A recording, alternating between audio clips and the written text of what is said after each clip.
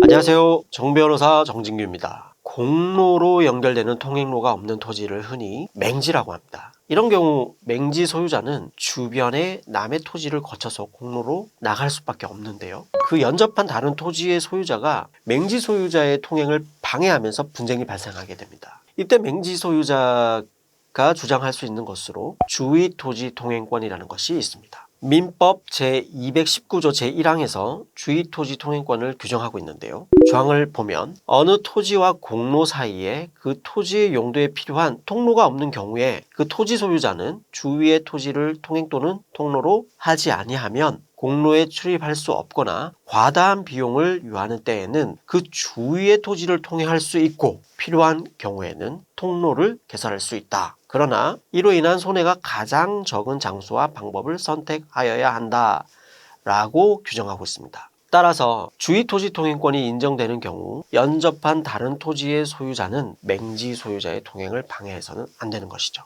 만약 불편하지만 좀 멀리 돌아가는 길이 있고 바로 몇 미터만 남의 토지를 통하면 공로에 닿는 상황이라면 주의토지 통행권이 인정될 수 있을까요? 결론부터 말씀드리자면 안 됩니다. 원래 돌아가는 길을 사용해 오고 있던 상황에서 바로 근처에 새로운 도로가 난 경우에 이런 문제가 생기는데, 원래 돌아가는 길이 있기 때문에 공로에 출입할 수 없는 상황이라고 볼 수 없기 때문이죠.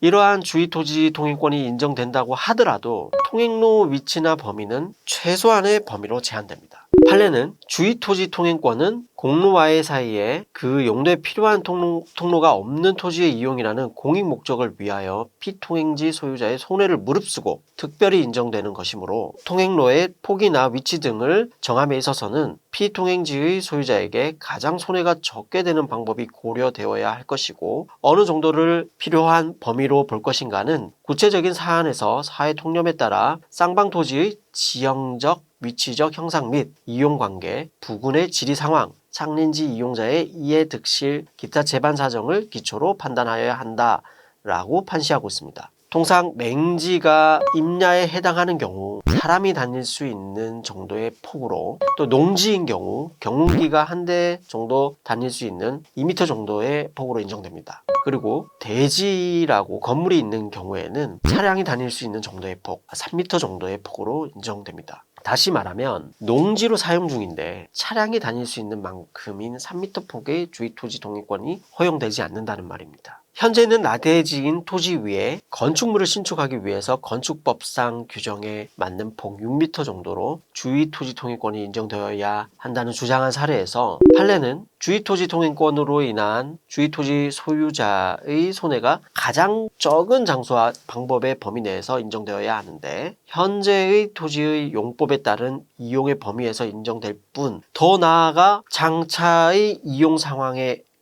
즉 미래의 이용 상황까지 미리 대비해서 통행로를 정할 것은 아니다 라고 하면서 사람이 출입하고 일상생활을 영위할 가재도구 등의 운반이 필요한 폭 2m 정도만 인정한 사례가 있습니다. 즉 토지의 지목이 대지이긴 하지만 현재 그 지상에 건물이 없는 나대지라면 장래의 건물을 신축할 것까지 고려해서 그 범위로 통행로를 정할 수는 없다는 거예요.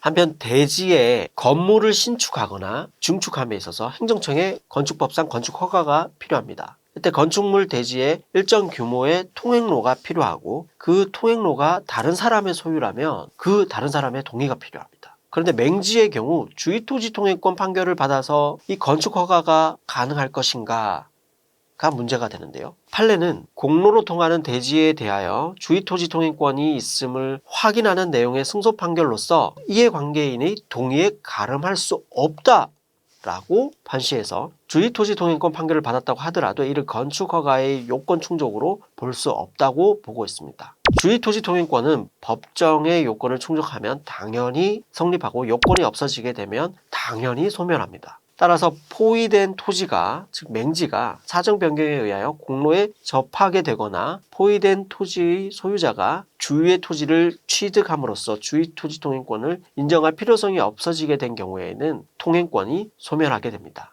주의토지의 현황이나 사용 방법이 달라졌을 때에는 주의토지 통행권자는 주의토지 소유자를 위하여 보다 손해가 적은 다른 장소로 옮겨 통행할 수밖에 없는 경우도 있으므로, 일단 확정 판결이나 화해 조서 등에 의해서 특정의 구체적 구역이 위 요건에 맞는 통행로로 인정되었다고 하더라도 그 이후 그 전제가 되는 포위된 토지나 주위 토지 등의 현황이나 구체적 이용 상황에 변동이 생긴 경우에는 구체적 상황에 맞게 통행로를 변경할 수도 있습니다. 마지막으로 통행권자는 통행지 소유자에게 주위 토지 통행권이 인정되는 범위에서 임료 상당액의 손해액을 보상해야 합니다. 통행은 가능하게 해줄 테니 공짜는 안 된다는 거죠. 이번 영상에서는 맹지인 경우에 고려해 볼 수 있는 주위 토지 통행권에 대해서 살펴보았습니다. 다음 시간에도 유익한 법률 정보 들고 다시 만나 뵙겠습니다. 감사합니다.